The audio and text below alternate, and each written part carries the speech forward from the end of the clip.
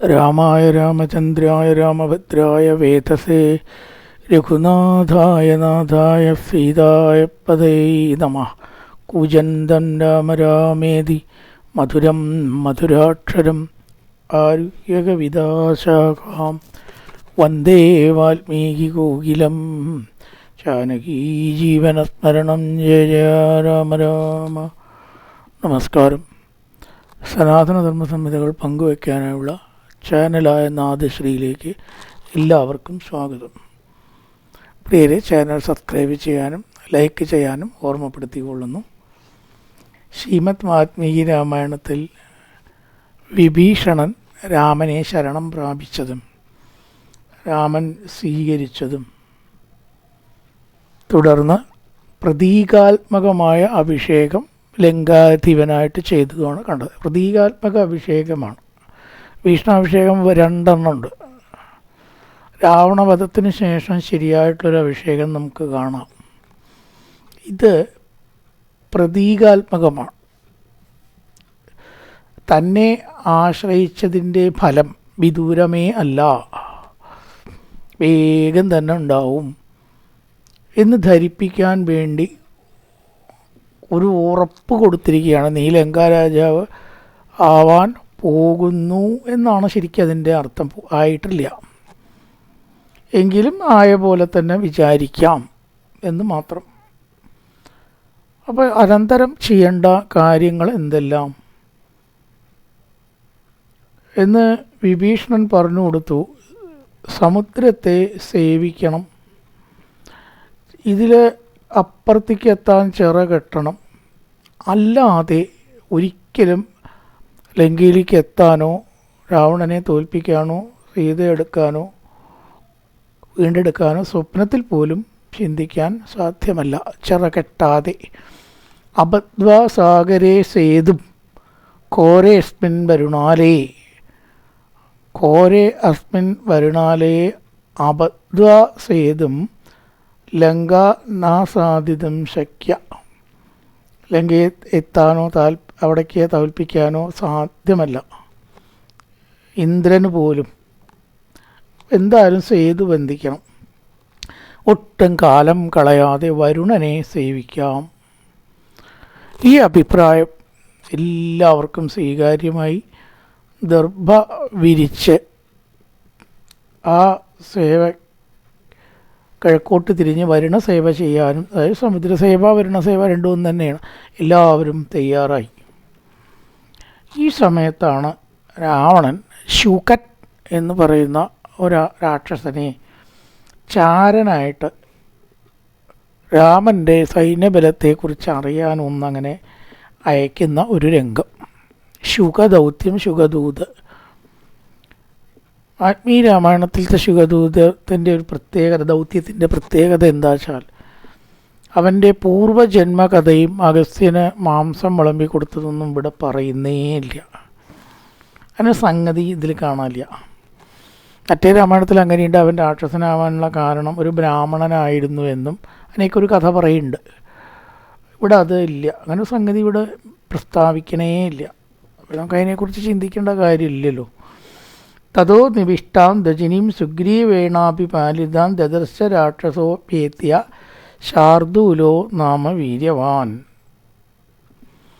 അപ്പം അതിന് മുമ്പായിട്ട് ചെറുതായിട്ടൊരു സംഭവം ഉണ്ടാവുന്നുണ്ട്. ശാർദൂലൻ എന്നു പേരായിട്ടുള്ള ഒരു രാക്ഷസൻ ഈ സൈന്യബലത്തെയൊക്കെ വന്ന് കണ്ടിരിക്കുന്നു. ശുഗന് മുമ്പേ വന്ന ആളാണ് ശാർദൂലൻ. ശാർദൂലൻ വാക്ക് പുലി, കടുവ എന്നൊക്കെയാണ്. അവിടെ അർത്ഥമൊന്നും ഇടയില്ല, പേര് അത്രയേ ഉള്ളൂ. ദുരാത്മാവും രാക്ഷസരാജാവുമായ രാവണൻ്റെ ചാരനാണ് ശാർദൂലൻ. അവൻ ഈ രാമസൈന്യത്തെ, സുഗ്രീവ സൈന്യത്തെ എല്ലാ ദിക്കിലും ഇങ്ങനെ നിരീക്ഷിച്ചിട്ട് പോയി ലങ്കയിൽ ചെന്നിട്ട് രാജാവിനോട് പറഞ്ഞു, അഗാധച്ച അപ്രമേയച്ച ദ്വിതീയ നവസാഗര. 2ാമത്തെ ഒരു സമുദ്രം പോലെയാണ് അല്ലയോ ലങ്കാരാജാവേ രാവണ രാമസൈന്യം. കുറച്ച് വാനരന്മാരും ഒരു രാമനും ഒരു ലക്ഷ്മണനും എന്നൊക്കെയാവും നമ്മളിടയ്ക്ക് ധരിക്കുക. എന്നാൽ അങ്ങനെയല്ല. വാനര ഋക്ഷസൈന്യം മറ്റൊരു സമുദ്രം പോലെ എന്ന് പറയുകയാണ്. അത്ര വലുതാണ്. അഗാധച്ച അപ്രമേയച്ച ദ്വിതീയേണവ സാഗര. ഒരു സമുദ്രം ശരിക്കുള്ള സമുദ്രം അതേപോലെ ഉണ്ട്, മറ്റൊരു സമുദ്രം പോലെ ഈ ലങ്കയെ ലക്ഷ്യമാക്കിയിട്ട് അവർ വരുന്നു. ദശരഥപുത്രന്മാർ സഹോദരന്മാരുമായിട്ടുള്ള രാമലക്ഷ്മണന്മാർ വേണ്ട വിധത്തിലുള്ള ആയുധങ്ങളൊക്കെ ധരിച്ച് സീത ഇരിക്കുന്ന സ്ഥാനം അന്വേഷിച്ച് ഇതാ വന്നുകൊണ്ടിരിക്കുകയാണ്. 10 യോജന ദൂരം ആകാശം മൂടിക്കൊണ്ട് സമുദ്രത്തിന് സമീപമെത്തി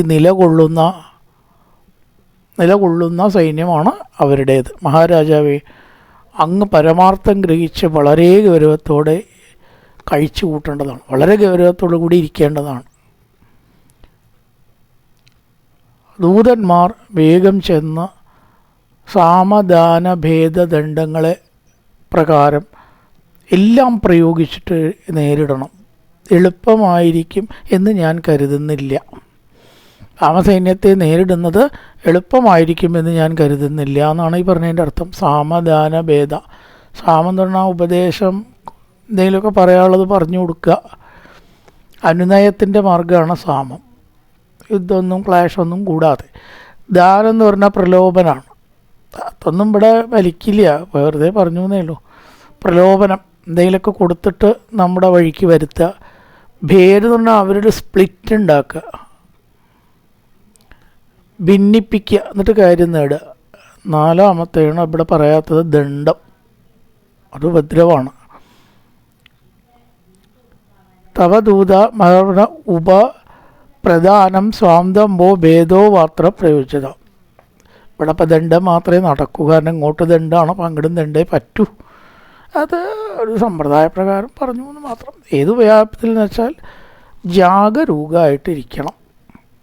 അത്ര ഇങ്ങോട്ട് എളുപ്പമാവും ഈ സൈന്യത്തെ നേരിടുക എന്ന് എനിക്ക് തോന്നുന്നില്ല എന്നാണ് ശാർദൂലൻ പറഞ്ഞത്.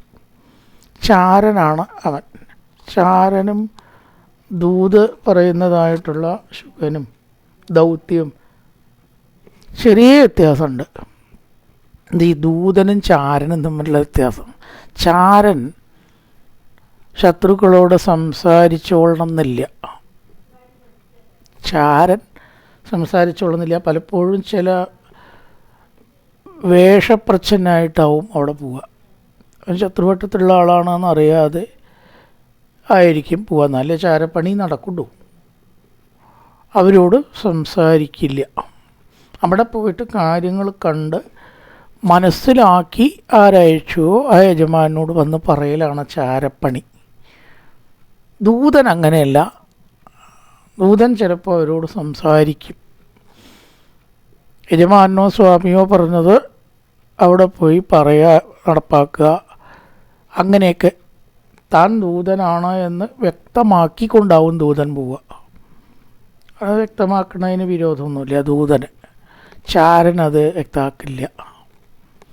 രണ്ടും കൂടി ചെറിയൊരു വ്യത്യാസം, ഇത്രയേ ഉള്ളൂ. ഇപ്പം ചാരൻ ആയ ശാർദൂലൻ പറഞ്ഞതനുസരിച്ചിട്ടാണ് ഇനി ശുകനെ ദൂതനാക്കിയിട്ട് അയക്കണം. അപ്പം അതുകൊണ്ടൊരു ദൂതനെ അയക്കണം എന്ന് പറഞ്ഞു. ശാർദൂലസ്യ വചശ്രുത്വ രാവണോ രാക്ഷസേശ്വര ഉവാച സഹസാ വ്യഗ്രസമ്പ്രദായ അർത്ഥമാണ് മന. ശാർദൂലൻ പറഞ്ഞത് രാവണന് ബുദ്ധിയായിട്ടുണ്ട്. അതുകൊണ്ട് എന്ത് ചെയ്യുക, ശുക വേഗം നീ പോയിട്ട് സാമദാന ഭേദദണ്ഡങ്ങളാണല്ലോ, അവിടെ പോയിട്ട് പറയുക. ധീരവും വിശിഷ്ടവുമായ വാക്കുകളാൽ പറയണം. അപ്പം ദൂതന് പറയാം എന്നാണ്. ദൂതനാണ് എന്ന് സ്പഷ്ടമാക്കാം. രണ്ടും കൂടിയുള്ള വ്യത്യാസം അതാണ്. മഹാരാജകുലത്തിൽ ജനിച്ചവനും സുഗ്രീവനോട് പറയാനുള്ള സന്ദേശം ശുകനോട് പറയുകയാണ്. മഹാരാജകുലത്തിൽ ജനിച്ചവനും മഹാബലവാനും വൃക്ഷരാജപുത്രനുമാണ് സുഗ്രീവ അങ്ങ്. ദൂതാണ്, ദൗത്യം പറഞ്ഞു കൊടുക്കുകയാണ് രാവണൻ. അവിടെ പോയിട്ട് പറയണം. പിന്നെ എന്ത് പറയണം എന്നും കൂടിയുണ്ട്. ഈ സീതയെ ഞാൻ മോഷ്ടിച്ച് കൊണ്ടുവന്നതിൽ അങ്ങേക്ക് അതിലൊന്നുമില്ല. അത് ഞാനും രാമനുമായിട്ട് കഴിഞ്ഞോളാം. എന്തിനാണ് വെറുതെ ഈ വിഷയത്തിൽ അങ്ങ് ഇടപെടുന്നത്? അതുകൊണ്ട് അങ്ങൊരു കാര്യം ചെയ്യുക, കിഷ്കിന്ധയിലേക്ക് മടങ്ങുക. നടക്കണ കാര്യമൊന്നുമല്ല. രാമൻ്റെ കാര്യത്തിൽ നിന്ന് പിന്മാറി അങ്ങ് കിഷ്കിന്ധയിലേക്ക് മടങ്ങിയാലും എന്ന് രാവണ രാജാവ് ആജ്ഞാപിച്ചിട്ടുണ്ട് എന്ന് അവിടെ പോയിട്ട് പറയണം. ഈ ലങ്കയിലേക്ക് കടക്കാൻ ആർക്കും തന്നെ സാധ്യവും അല്ല. അഹം യദ്യഹരം ഭാര്യാം രാജപുത്രസ്യ ധീമത കിം തത്ര തവ സുഗ്രീവ കിഷ്കിന്താം പ്രതിഗമ്യതാം. ഞാൻ സീതയെ അപഹരിച്ചു, അതിൽ അങ്ങേക്ക് എന്താണ്?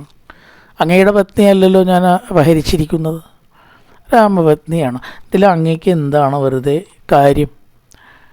അതുകൊണ്ട് പിന്മാറണമെന്ന് രാവണ മഹാരാജാവ് കൽപ്പിച്ചിരിക്കുന്നു. ആജ്ഞയാണ്, രാവണൻ അപേക്ഷിക്കില്ലല്ലോ എന്ന് നീ അവിടെ പോയിട്ട് പറയണം. ഈ ലങ്ക വളരെയധികം ദുഷ്പ്രാപമാണ്, എത്താൻ വിഷമമുള്ള, വെറുതെ ആവശ്യമില്ലാത്ത കാര്യത്തിൽ ഇടപെട്ട് തടി കേടാക്കണ്ട എന്ന് സുഗ്രീവനോട് പറയാം. രാമൻ്റെ ബലത്തെ കുറയ്ക്കുക, പിൻവലിപ്പിക്കാനാണ് രാവണൻ ശുകൻ മുഖാന്തരം ശ്രമിക്കുന്നതാണ് ദൗത്യം. സത്തദാ രാക്ഷസേന്ദ്രേണ സന്ദിഷ്ടോ രജനീചര ശുഗോ വിഹംഗമോ ഭൂത്വ പൂർണ്ണമാപ്ലുത്യജാംബരം. ആകാശത്ത് ഒരു പക്ഷി രൂപത്തിൽ, രാക്ഷസന്മാർക്ക് ഏത് രൂപത്തെ വേണമെങ്കിലും എടുക്കാം, ഒരു പക്ഷിയുടെ സ്വരൂപത്തെ സ്വീകരിച്ച് ആകാശത്തേക്കാണ്ട് ഉയർന്നു, വളരെ ദൂരം പറന്നു ചെന്നു. ഈ രാവണൻ പറഞ്ഞിട്ടുള്ള വാക്യം സുഗ്രീവനോട് പറയുകയും ചെയ്തു. ഇങ്ങനെയാണ് രാവണ രാജാവ് പറഞ്ഞിരിക്കുന്നത്. എന്നോട് പറയാൻ പറഞ്ഞിട്ടുണ്ട്, ഞാൻ അങ്ങയോടത് പറഞ്ഞു. അങ്ങനെ ഇരിക്കുമ്പോൾ വാനരന്മാരെല്ലാം അവിടെ കൂടി.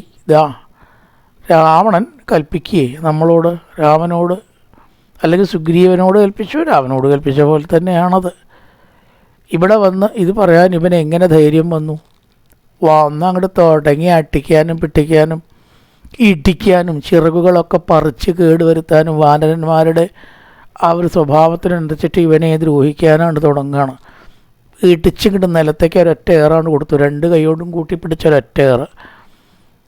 വാനരന്മാരാൽ സഹിക്കവയ്യാതെ പീഡനം ഏറ്റ് ആ ശുഗൻ പറഞ്ഞു, നദൂതാൻ ക്രന്തി കാകുസ്ത വാര്യന്താം സാധുവാനരാം. അല്ലയോ രാമാന്ന് വിളിച്ച് കരയാണ്. ദൂതരെ അറിവുള്ളവർ വധിക്കാറില്ല, ഹനുമാനെ വധിക്കണില്ലല്ലോ, വരാൻ പോണ കാര്യമാണ്. അതുകൊണ്ട് ദൂതനെ വധിക്കാറില്ല. ദൂതാൻ ഖനന്തി കാകുസ്ത രാമ, ദൂതനെ വഹിക്കരുത്. ഈ വാനരന്മാർ എന്നെ ഇപ്പോൾ ജീവത്യാഗം തന്നെ വരുത്തും, ദയവായി അവരെ തടയണമേ. ആനുക്തവാദിയായിട്ടുള്ള ആ ദൂതനാണ് കൊല്ലപ്പെടേണ്ടവൻ. ദൂതിൽ ഏതൊരുവൻ സ്വാമി മതം പറയാതെ സ്വമതം പറയുന്നു അവനെ കൊല്ലാവുന്നുണ്ടത്രേ. യഥാർത്ഥത്തിൽ സ്വാമി പറഞ്ഞയച്ചിട്ടുള്ള കാര്യം പറയാതെ തന്നിഷ്ടത്തിനനുസരിച്ചിട്ട് യജമാനൻ, പണ്ടൊക്കെ അത് മഹാഗൗരവമാണ്, ഒരൊറ്റ വാചകം തിരിച്ചു പറയാൻ പാടില്ല, ആ പറഞ്ഞത് അതേപോലെ പറയാനേ പാടൂ എന്നാണ്. ചെറിയ വ്യത്യാസം പോലും വധ്യത ഉണ്ടാക്കി കൊല്ലാൻ വരെ അധികാരമുണ്ടത്രേ. ആരെ മാറ്റാൻ നിനക്ക് അധികാരം തന്നത് എന്നാണ്. ആ പറഞ്ഞത് കൃത്യമായിട്ടേ പറയാവൂ, ഒറ്റ വാക്ക് അങ്ങോട്ടും കൂടും വരുത്. അവൻ വധ്യനാണ്. എന്തെങ്കിലും സ്വാമി പറഞ്ഞ കാര്യത്തിൽ മാറ്റം വരുത്തിയാൽ മാത്രമാണ് ദൂതൻ വധ്യനാവുന്നത് എന്ന് പറഞ്ഞതാണ്. അതുകൊണ്ട് എന്നെ കൊല്ലരുത്, ഞാൻ ഇവിടെ സ്വാമി പറഞ്ഞതേ പറഞ്ഞിട്ടുള്ളൂ. അപ്പോൾ വാനരന്മാരെ എല്ലാം ഭഗവാൻ രാമൻ എതിർത്തു, നിർത്താൻ പറഞ്ഞു. ശുകസ്യ വചനൻ രാമശ്രുത്വാതു പരിദേവിതം ഉവാച മാ വധിഷ്ഠേതി. വധിക്കരുത്, നിർത്തൻ. അവരെല്ലാം അവസാനിച്ചു. രാമ പറഞ്ഞതിലപ്പുറമൊന്നുമില്ലല്ലോ. അങ്ങനെ അന്തരീക്ഷത്തിൽ നിന്നുകൊണ്ട് പറഞ്ഞു, ശുഗൻ പറഞ്ഞു, രാവണൻ അയച്ചു വന്നതാണ്, അല്ലാണ്ട് വേറെ ഒന്നിനും വന്നതല്ല. ദയവ് ചെയ്ത് ആ രാവണൻ പറഞ്ഞത് ഞാൻ നിങ്ങളോട് പറഞ്ഞു, ഇഷ്ടമുണ്ടെങ്കിൽ ചെയ്താൽ മതി, അല്ലെങ്കിൽ ചെയ്യണ്ട. പക്ഷെ ഒരു കാര്യമുണ്ട്, നിങ്ങളെന്ത് പറഞ്ഞു എന്ന് രാവണൻ എന്നോട് ചോദിക്കും. അപ്പം ഞാൻ എന്താണ് പറയേണ്ടത് അതൊന്ന് എന്നോട് പറഞ്ഞു തന്നാൽ ഞാൻ പൊക്കോളാം. നിങ്ങളെന്നെ ദേഹോപദ്രവം ചെയ്യുകയോ കൊല്ലുകയോ ചെയ്യരുത്. സുഗ്രീവ സത്വസമ്പന്ന മഹാബലപരാക്രമാക്കി മയാകുലു വക്തവ്യോ. ഞാൻ എന്താണ് രാവണനോട് അവിടെ പോയിട്ട് പറയേണ്ടത്? ഇത് കേട്ടപ്പോൾ ആ സുഗ്രീവൻ പറഞ്ഞു, നീ ആരായാലും എനിക്കെന്താണ്? ന മേ അസിമിത്രം ന തഥാ അനുകമ്പ്യോ. നീ എൻ്റെ ദയയ്ക്ക് അർഹനൊന്നുമില്ല. ആരാണ് എനിക്ക്? നീ എനിക്ക് സുഹൃത്താണോ? നമ്മൾ മുമ്പ് കണ്ടിട്ടുണ്ടോ? നീ എൻ്റെ സുഹൃത്തുമല്ല, പിന്നെയോ അനുകമ്പാർഹനല്ല. ന മേസി മിത്രം ന തഥാനുകമ്പ്യോ നചോപകർത്താനി നമേ പ്രിയോസി. പ്രത്യേകിച്ച് എനിക്കൊരിഷ്ടം നീ ചെയ്തിട്ടില്ല, നിനക്കിഷ്ടം ഞാനും ചെയ്തിട്ടില്ല, നമ്മൾ തമ്മിൽ യാതൊരു ബന്ധവും ഇല്ല. പിന്നെയോ നീ ഇപ്പം തൽക്കാലം ഞങ്ങളുടെ ശത്രുവാണ്. അരിശ്ചരാമസ്യ സഹാനുബന്ധ. രാമനുമായിട്ട് ബന്ധപ്പെട്ട ഞങ്ങളുടെ മുഴുവൻ ശത്രുവാണ്. രാവണതാവളത്തിൽ നിന്ന് വന്നവനാണ്. അതുകൊണ്ട് നീ വധാർഹനാണ്. ആര് പറഞ്ഞു വധാർഹനല്ലാന്ന്? നീ ദൂതനാണ്, ഞാൻ വധാർഹനല്ല എന്ന് പറഞ്ഞാൽ നീ വധാർഹനല്ലാണ്ടേവോ? ശത്രു എവിടെയും വധാർഹൻ തന്നെ. അരിശ്ചരാമസ്യ സഹാനുബന്ധ തതോസി ബാലീപദാർഹവധ്യ. എപ്രകാരം ബാലി ഏകബാണത്താൽ രാമനാൽ വധിക്കപ്പെട്ടുവോ അതുപോലെ നീ വധ്യനാണ്, വധിക്കപ്പെടേണ്ടവനാണ്. എങ്കിലും രാമൻ പറഞ്ഞതനുസരിച്ചിട്ട് നിന്നെ വധിക്കണില്ല. രാമൻ വിലക്കിയിരിക്കണു, അതുകൊണ്ട് നിന്നെ വധിക്കണില്ല. ജീവൻ കിട്ടിയെന്ന് വിചാരിച്ചോ നിശാചര. പുത്രന്മാരോട് ബന്ധുക്കളോടും ജ്ഞാതികളോടും കൂടി ഞാൻ നിന്നെ വധിക്കും. അതിനുള്ള കഴിവെനിക്കുണ്ട്. ലങ്കയെ മുഴുവനും ഞങ്ങൾ ചുട്ട് ചാമ്പലാക്കും. ഇത് വേണച്ചാൽ അവിടെ പോയിട്ട് പറഞ്ഞു രാവണനോടെ, ആ ലങ്ക മുഴുവൻ ഞങ്ങൾ ഭസ്മാക്കും. നീ എവിടെ പാതാളത്തിൽ ഒളിച്ചിട്ടും കാര്യമില്ല. ഏത് പാതാളത്തിൽ നീ ഒളിച്ചാലും രാമനിൽ നിന്ന് രാവണ നീ രക്ഷപ്പെടാൻ പോകില്ല എന്നാണ് വേണമെങ്കിൽ പോയിട്ട് പറഞ്ഞു. ഇനി അങ്ങനെ എന്തെങ്കിലും പറയണമെന്നുണ്ടെങ്കിൽ വേറൊന്നും ഞങ്ങൾക്ക് പറയാനില്ല. രാമൻ പറഞ്ഞതുകൊണ്ട് തന്നെ വധിക്കുന്നില്ല. രാമൻ പറഞ്ഞത് ഞങ്ങൾ കേൾക്കണമല്ലോ. അല്ലെങ്കിൽ ഇപ്പം തന്നെ നിൻ്റെ കഥ കഴിഞ്ഞിട്ടുണ്ടാവും. ഈ മാതിരി മണിക്കൊക്കെ ഇവിടെ വന്നിട്ടുണ്ടെങ്കിൽ ഈ 3 ലോകങ്ങളിലത്തെ ഒരു പിശാചിനോ രാക്ഷസനോ ഗന്ധർവനോ നിന്നെ രക്ഷിക്കാനുണ്ടാവില്ല. രാവണനെ വധിക്കാൻ വേണ്ടി രാമനാട് വന്നാൽ നീ ഏത് പാതാളത്തിൽ പോയിട്ട് രാവണനോ ഒളിച്ചാലും ദേവനോ ഗന്ധർവനോ രാക്ഷസന്മാരോ പിശാചോ ആരും തന്നെ രക്ഷിക്കാൻ വരില്ല. നീ ഉറപ്പിച്ചോത്. ഇതാണ് അങ്ങോട്ട് പറയണം എന്നുണ്ടെങ്കിൽ പറയേണ്ടത്. ജടായുവിനെ വധിച്ചതും സീതയെ മോഷ്ടിച്ചതും എല്ലാം ഞങ്ങൾക്ക് വ്യക്തമായിട്ടുള്ള വിവരം കിട്ടിയിട്ടുണ്ട്. രാവണൻ എങ്ങനെ ചെയ്തു, എപ്പോൾ ചെയ്തു എന്നൊക്കാം. അതുകൊണ്ട് ജടായുവിനെ വധിച്ചു. രാമനോ ലക്ഷ്മണനോ കാണുകയാണോ സീതയെ നീ അപഹരിച്ചത്? ധൈര്യമുണ്ടോ നിനക്ക്? എന്നാൽ രാമായണം അവിടെ കഴിഞ്ഞിട്ടുണ്ടാവും. സുന്ദരകാന്ഡവും വേണ്ട, യുദ്ധകാന്ഡവും വേണ്ട, പരന്തകാന്ഡവും യുദ്ധകാന്ഡവും വേണമല്ലോ. അതിനാണ് കഥ രാമനും ലക്ഷ്മണനും കാണാതെയാക്കിയത്. 4 കാണ്ടേ രാമായണം അല്ലെങ്കിൽ ഉണ്ടാവുള്ളൂ. അതോടെ തന്നെ രാവണവധം കഴിഞ്ഞിരിക്കും. അതുകൊണ്ട് രാവണ നാണുണ്ടോ നിനക്ക്? രാമനെയും ലക്ഷ്മണനെയും പേടിച്ചിട്ടല്ലേ അവരില്ലാത്ത സമയത്ത് സത്യത്തിൽ നീ മോട്ടിച്ചത്? അങ്ങനെ നിൽക്കും, സീതയെ വെച്ച് സുഖമായിട്ട് ജീവിക്കാം എന്ന് നീ വിചാരിച്ചിട്ടുണ്ടോ? രാമൻ്റെ ബുദ്ധിശക്തിയും കഴിവും അസ്ത്രത്തിൻ്റെ അപാരമായിട്ടുള്ള മൂർച്ചയും പറ്റി നീ എന്ത് മനസ്സിലാക്കി? ഇപ്പോൾ നീ ഒന്നും മനസ്സിലാക്കിയിട്ടില്ല, പക്ഷേ കാണാൻ പോകുന്നുണ്ട്. അതിനാണ് നീ ഈ പണി ചെയ്തത്. ആ അസ്ത്രത്തിൻ്റെ അമോഘത, വിഫലമല്ലായ്മ തറച്ച അവൻ്റെ കഥയിട്ട് കഴിഞ്ഞു. ആ സ്വഭാവം നിനക്ക് മനസ്സിലാവും. ഇതൊക്കെ തന്നെ ഞങ്ങൾക്ക് പറയാനുള്ളൂ. ഏത് പാതാളത്തിൽ നീ പോയിട്ട് ഒളിപ്പിച്ച് വെച്ചാലും നിന്നെ വധിച്ച് സീതയെ വീണ്ടെടുക്കും എന്നവിടെ പോയിട്ട് പറയാൻ പറഞ്ഞു. ബാലിപുത്രനും കപിസത്തമനുമായിട്ടുള്ള അംഗദൻ അപ്പോൾ പറയണം. ഓരോരുത്തരുടെ അഭിപ്രായമുണ്ട്. ഇത് സുഗ്രീവൻ പറഞ്ഞത് അംഗദൻ പറഞ്ഞു, ഇവൻ ചാരനാണ് എന്ന് എനിക്ക് തോന്നുന്നു. ദൂതനല്ല, ചാരനാണ്. അപ്പം നമ്മുടെ സൈന്യബലവും കാര്യങ്ങളും രഹസ്യങ്ങളും ചോർത്തി രാവണന് നൽകുന്ന ചാരൻ ആയതുകൊണ്ട് തീർച്ചയായിട്ടും ഇവനെ വിട്ടരുത്, വധിക്കണം, ഇവനെ പിടിക്കണം, ലങ്കയിലേക്ക് ഇവനെ അയക്കരുത്. ഇപ്പം പോകാൻ പാടില്ല. ലങ്കയിലേക്ക് ഇവ തിരിച്ചു പോകാനോ മടങ്ങി പോകാനോ പാടില്ല. അത് മനസ്സിലാക്കട്ടെ. ഇവിടെ വന്നാൽ അവൻ ജീവനോട് തിരിച്ചു പോവില്ല എന്ന് രാവണനെ അറിയിക്കുകയല്ലേ വേണ്ടത് എന്ന് അംഗദൻ്റെ അഭിപ്രായം. ഇത്രയിടൂ. കോപിഷ്ഠരായിട്ടുള്ള വാനരന്മാരാൽ പീഡിതനായിട്ടുള്ള ശുഗൻ ദശരഥാത്മജായിട്ടുള്ള രാമനെ വിളിച്ചിട്ട് കരഞ്ഞു, ഈശ്വര, ഇവർ രാമൻ ഒരിക്കലും അരുതെന്ന് പറഞ്ഞിട്ടും ഇവർ കൊല്ലുമോ? അപ്പോൾ രാമൻ വീണ്ടും പറഞ്ഞു, വിടൻ ലുപ്യതേ മേബലാൽ പക്ഷവും, എൻ്റെ ചിറക് ഇവർ പിറച്ച് കളയുന്നു, അടിച്ച് ദ്രോഹിക്കുന്നു. രാമ രക്ഷിക്കണേ എന്ന് പറഞ്ഞു. നഖാദയേ തഥാ രാമശ്രുത്വാ തത്പരിദേവനം വാനരാനബ്രവീത് രാമോ മുച്ഛതാം ദൂതാഗതാ. ദൂതനെ അയക്കിൻ, ദൂതനെ വിടിൻ, ദൂതനെ കൊല്ലരുത്, കൊല്ലരുത്. ഇപ്രകാരം രാമൻ വീണ്ടും വീണ്ടും അപേക്ഷിച്ചതിനെ തുടർന്ന് തൽക്കാലം ശുകന് തൻ്റെ ജീവൻ കിട്ടി എന്ന് പറയാം. കഷ്ടിച്ച് തലനാരിഴയ്ക്ക് രക്ഷപ്പെട്ടു. അല്ലെങ്കിൽ വാനരന്മാരും ബാക്കിയുള്ളവരും ശുകൻ്റെ കഥ കഴിച്ചേനെ. അങ്ങനെ ആ ശുകൻ അവിടെ നിന്നാണ് പോവുകയും ചെയ്തു. ഞാൻ അവിടെ ചോദിക്കേണ്ടത് എന്താണെന്നുണ്ട മുഖം മങ്ങാൻ കാരണം വാനരന്മാർ ഉപദ്രവിച്ചുവോ? രംഗങ്ങളൊക്കെ കുറച്ച് കഴിഞ്ഞിട്ടാണ് വരിക. അനന്തരം സമുദ്രത്തെ ഒന്നങ്ങനെ ക്ഷോഭിപ്പിക്കുകയാണ് രാമൻ. ആദ്യം എന്ത് ചെയ്തു? കൈകൾ തൊഴുത് കിഴക്കോട്ട് തിരിഞ്ഞ് വരുണമന്ത്രം ചൊല്ലി 3 ദിവസം ഉപാസിച്ചു അത്രേ. സമുദ്രം ദർശനം നൽകിയില്ല. ഒന്നും തന്നെ സഹകരണമോ അനക്കമോ ഉണ്ടായില്ല. ദേഷ്യം വന്നു ഭഗവാന്. ഇവൻ നമ്മുടെ അപേക്ഷയെ ഒട്ടും തന്നെ സ്വീകരിക്കുന്നില്ല. ലക്ഷ്മണ, ഇവിടെ ദണ്ഡം തന്നെ വേണം. സാമഭേദങ്ങളെ കൊണ്ടൊന്നും നടക്കില്ല. ദുഷ്ടാത്മാക്കളോട് എന്താ പറയുക, സൗമ്യമായിട്ടുള്ള സമീപനം പറ്റില്ല. ഈ കടലിനെ ഞാൻ വറ്റിക്കും. എൻ്റെ പ്രഭാവം ഇവൻ അറിയുന്നില്ല. ദുഷ്ടനും ദൃഷ്ടനുമാണ്. പേടി, താടിയില്ലപ്പനെ പേടിയില്ലൂന്ന് നമ്മൾ ഒരു ശൈലി പറയാറുണ്ട്. അതുകൊണ്ട് ഇവന് നമ്മളെ പേടിയില്ല. നമ്മുടെ ശാന്തതയെ ഇവൻ ബലഹീനതയായിട്ട് തെറ്റിദ്ധരിച്ചിരിക്കുന്നു. ഇതിങ്ങോട്ട് പറഞ്ഞു. ആ അസ്ത്രങ്ങൾ എടുത്തു രാമൻ. ഏവമുക്ത ധനുഷ്പാണി ക്രോധ വിസ്ഫാരിതേക്ഷണ. കലങ്ങിയ കണ്ണുകളോട് കൂടിയിട്ട് ആ വില്ലങ്ങോട്ട് ലക്ഷ്മണ.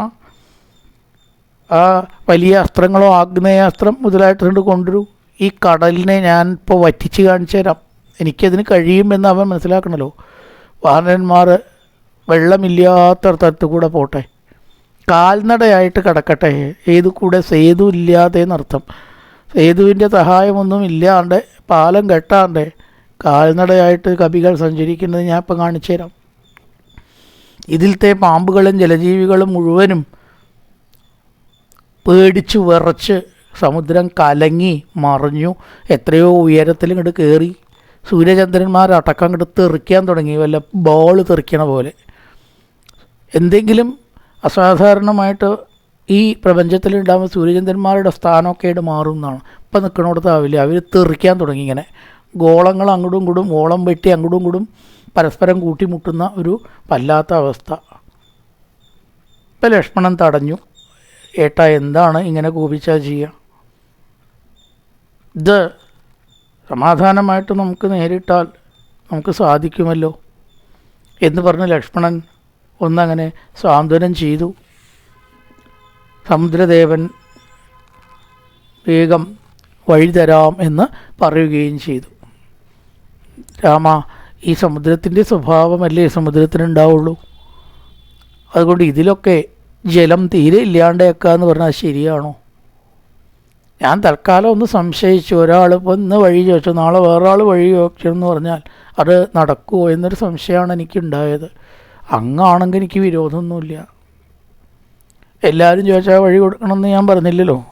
ഇപ്പം അത് നീ ചെയ്യുക, അങ്ങനെയാവാം എന്ന് സമ്മതിക്കുകയും ചെയ്തു. ആകാശത്തൊക്കെ ഇടിമിന്നൽ, സൂര്യചന്ദ്രന്മാരൊക്കെ കൂട്ടിമുട്ടൽ, ഭൂമി കുലുക്കം, പർവ്വതങ്ങളുടെ കുലുക്കം ഒക്കെ ഉണ്ടായി ആ ദേഷ്യം വന്നതായിട്ടുള്ള സമയത്ത്. അങ്ങനെ ആ സേതു ബന്ധിക്കാനായിട്ട് തുടങ്ങി. കല്ല്, മരങ്ങൾ, വലിയ പാറ മുതലായിട്ടതെല്ലാം കൊണ്ടുവന്നു. അപ്പോൾ രാമനൊരു സംശയം, ഈ അസ്ത്രം ഞാൻ എവിടെയാണ് എത്തിക്കേണ്ടത്? എൻ്റെ വില്ലിൽ നിന്ന് പുറപ്പെട്ട അസ്ത്രം വെറുതെ ആവാൻ പാടില്ലല്ലോ. അത് നീ തന്നെ പറയുക, അതിനൊരു ലക്ഷ്യം വേണം. ഇപ്പം ദ്രുമകാലം എന്ന് പറഞ്ഞിട്ട് അതിൽ ദ്രുമകുല്യം എന്നാണ് മറ്റേ രാമായണത്തിൽ കാണുക. അതൊക്കെ ചിലപ്പോൾ വ്യത്യാസം വരും. ദ്രുമകാലം എന്ന സ്ഥലത്ത് കുറേ രാക്ഷസന്മാരുണ്ട് രാമ. അവർ കുറേ കാലമായിട്ട് അവിടെ വല്ലാതെ ഉപദ്രവങ്ങൾ ചെയ്യുന്നുണ്ട്. അവിടെ അങ്ങയുടെ അസ്ത്രത്തിൻ്റെ ലക്ഷ്യം അവിടേക്കാവട്ടെ. ആ ഭീരന്മാർ എന്ന് പറഞ്ഞാൽ രാക്ഷസന്മാർ, അവരെ വധിച്ച് ആ പ്രദേശത്തെ അങ്ങ് നേരെ ആക്കി തീർത്താലും എന്ന് സമുദ്രം അപേക്ഷിച്ചു. മരുകാന്താരം എന്ന് പറയുന്ന ഒരു സ്ഥലമാക്കിയിട്ട് അതിനെ മാറ്റി. അവിടെ ധാരാളം പശുക്കളില്ല, പുല്ലില്ല, ഒന്നും ഉണ്ടാവാത്തൊരു സ്ഥലമായിരുന്നു. പക്ഷേ ഈ അസ്ത്രം അയച്ച രാക്ഷസന്മാരെ വധിച്ച മുതൽ അവിടെ വെള്ളമുണ്ടായി, മരുഭൂമിയായിട്ടുള്ളത് മാറി. നല്ല പശുക്കളും നല്ല പച്ച പിടിച്ച സ്ഥലങ്ങളും വിശിഷ്ടമായിട്ടുള്ള ഒരു സ്ഥലവും മരുകാന്താരം എന്ന് പറയപ്പെടുന്ന സ്ഥലമായിട്ട് മാറി ദ്രുമകാലം പോയിട്ട്. അവിടെ വളരെ സുഖമായിട്ടുള്ളൊരു സ്ഥലമായി, ധാരാളം സസ്യജാലങ്ങൾ, തെളിഞ്ഞ വെള്ളം മുതലായിട്ടുള്ളതൊക്കെ ഉള്ള ഒരു സ്ഥലം ആക്കിയിട്ട് അതിനെ മാറ്റി. സമുദ്രം നിർദ്ദേശിച്ചു. നളനാണ്, വിശ്വകർമാവിൻ്റെ പുത്രനായിട്ടുള്ള നളനാണ് ഈ സമുദ്രത്തിൽ ചിറ കെട്ടുന്നതിനും സേതുബന്ധനത്തിനും പറ്റിയ ശില്പി എന്ന് നിർദ്ദേശിച്ചു. അങ്ങനെ നളനെ ഏൽപ്പിക്കുകയും ചെയ്തു. പാറകളും വൃക്ഷങ്ങളും എല്ലാം കൊണ്ടുവന്ന് കവികൾ സേതുബന്ധനം തുടങ്ങി. ഒന്നാമത്തെ ദിവസത്തിൽ 14, രണ്ടാമത്തെ ദിവസത്തിൽ 20 യോജനാക്രമത്തിൽ അങ്ങനെ വാനരന്മാർ സേതു നിർമ്മിച്ചു. വല്ലാത്തൊരു അത്ഭുതം. എല്ലാവരും നോക്കി നിൽക്കുകയും ചെയ്തു ഈ ഒരു കർമ്മം കണ്ടിട്ട്. ഒക്കെ യോജന കണക്കിലാണ് പറയുക. 2 ദിവസം, രണ്ടാമത്തെ ദിവസം 20 യോജന, മൂന്നാമത്തെ ദിവസം 21 യോജന, നാലാമത്തെ ദിവസം 22 യോജന, അഞ്ചാമത്തെ ദിവസം 23 യോജന. കൂട്ടിക്കഴിഞ്ഞാൽ 100 കിട്ടും. കൃത്യം 100 യോജന. ദേവഗന്ധർവന്മാർ, ഋഷിമാരെല്ലാവരും ഈ അത്ഭുതമായിട്ടുള്ള കാഴ്ച കണ്ടു. ഒരുപക്ഷെ ചരിത്രത്തിലെ ആദ്യത്തെയും അവസാനത്തെയുമായൊരു സംഭവമാവും സമുദ്രത്തിൽ കൂടെ ചിറകെട്ടി അപ്പുറത്തേക്ക് എത്തുക എന്ന് പറഞ്ഞാലേ. വാനരന്മാർ സേതുവിൻ്റെ മുകളിൽ കൂടെ നടക്കാൻ തുടങ്ങി. താനി കോടി സഹസ്രാണി വാനരാണാം മഘോഷസാം ഭദ്രന്തസാഗരേ സേതും ജഗ്മുപ്പാരം മഹോദതേ. ആ സേതുവിൻ്റെ മുകളിൽ നടന്ന് ചിലർ തിക്കി വെള്ളത്തിൽ വീണു എണീട്ടു, വീണ്ടും ചാടി കയറി, ചിലർ ഉന്തിയിട്ടു, തിരക്കി. എല്ലാവർക്കും നടക്കാനുള്ള സ്ഥലമില്ലല്ലോ. അങ്ങനെയുള്ള പല അത്ഭുതങ്ങളും ശബ്ദകോലാഹലങ്ങളോടും കൂടി ആ സേതുവിൻ്റെ മുകളിൽ കൂടെ നടന്നു. വിഭീഷണൻ ഗദ കയ്യിൽ പിടിച്ചുകൊണ്ട് ആ വൈരികളെ വധിക്കാൻ വേണ്ടി സർവ്വഥാ രാമനോടുകൂടി സഹകരിച്ച് യോജിച്ച് നിന്ന് അവരുടെ കൂടെ നിൽക്കുകയും ചെയ്തു. ഒരു തരത്തിലും സംശയിക്കേണ്ട കാര്യമില്ല. ഇനി ഞാൻ രാമപക്ഷത്ത് എന്ന് വിളിച്ചു പറഞ്ഞുകൊണ്ട് അഭിഷേകമടക്കം ചെയ്തല്ലോ. ഹനുമാൻ്റെയും ലക്ഷ്മണൻ്റെയും അംഗദൻ്റെയും മേൽ കയറാൻ പറഞ്ഞു. ലക്ഷ്മണൻ അംഗദൻ്റെ തോളിൽ കയറി, രാമനോ ഹനുമാൻ്റെ മുകളിലും കയറി. നടക്കണ്ട, അവർ സർവ്വതാ ബഹുമാനിക്കേണ്ടവരാണ്, പൂജ്യന്മാരാണ്, നിങ്ങൾ നടക്കണ്ട. നിങ്ങളെ ഏറ്റാൻ ഹനുമാനാണ് രാമനെ ഏറ്റാൻ നല്ലത്. അംഗദനാവട്ടെ സുഗ്രീവനെയും ഏറ്റിക്കോളെന്നും പറഞ്ഞ് ആ സേതുവിൻ്റെ മുകളിൽ കൂടെ നടന്ന് അപ്പുറത്തേക്ക് എത്താൻ തുടങ്ങി. എല്ലാവരും രാമൻ ജയിക്കട്ടെ പ്രകാരം പറയുകയും ചെയ്തു. തദദ്ഭുതൻ രാഘവകർമ്മ ദുഷ്കരം സമീക്ഷ്യ ദേവ സകസിദ്ധചാരണൈ ഉപേത്യരാം സകസമകർഷിഭി സമഭ്യഷിഞ്ചൻ സുശുഭേർ ജലേ പൃഥക്ക്. ദേവന്മാരും മഹർഷിമാരും സിദ്ധചാരണന്മാരും നല്ല തീർത്ഥജലം കൊണ്ട് ഈ സമയത്ത് രാമനെ അഭിഷേകം ചെയ്തു. കിട്ടിയ അവസരം അവർ ഉപയോഗിച്ചു എന്നർത്ഥം. ജയസ്വശത്രുന്നരദേവമേദിനി മേ രാമ. ശത്രുവിനെ ജയിച്ചാലും വിജയീ ഭവ, രാവണനെ വേഗം തോൽപ്പിക്കാറാവട്ടെ എന്ന് ആശംസിക്കുകയും ചെയ്തു. സസാഗരം പാലയ ശാശ്വതീ സമ ഇതീവ രാമം നരദേവ സൽകൃതം ശുഭേർ വചോഭിർ വിവിധേരഭൂഷ. ശുഭമായിട്ടുള്ള വാക്കുകളെ കൊണ്ട് രാമലക്ഷ്മണന്മാരെ പുകഴ്ത്തി ഇങ്ങനെയുള്ള ശുഭവചനങ്ങൾ കൊണ്ട് പൂജിക്കുകയും ചെയ്തു. അങ്ങനെ സേതു ബന്ധിച്ച് അപ്പുറത്തേക്ക് എത്തി എന്നും പറഞ്ഞിട്ടാണ് അത്രയും ഭാഗമാണ് അവസാനിപ്പിക്കുക. പൂർവൻ രാമതപോവനാധിഗമനം മത്വാ മൃഗങ്കാഞ്ചനം വൈദേഹീകരണം ജടായുമരണം സുഗ്രീവ സംഭാഷണം ബാലീനിഗ്രഹണന്തമുദ്രധരണം ലങ്കാപുരീദാഹനം പശ്ചാത്രാവണകുംഭകർണനിധനം ഏതത്യ രാമായണം. ഓം പൂർണ്ണമദ പൂർണ്ണമിദം പൂർണ്ണാൽ പൂർണ്ണമുദച്യതേ പൂർണ്ണസ്യ പൂർണ്ണമാദായ പൂർണ്ണമേവാവശിഷ്യതേ. ഓം ശാന്തി ശാന്തി ശാന്തി. ഹരി ഓം ശ്രീ ഗുരുഭ്യോ നമഃ. ഹരി ഓം.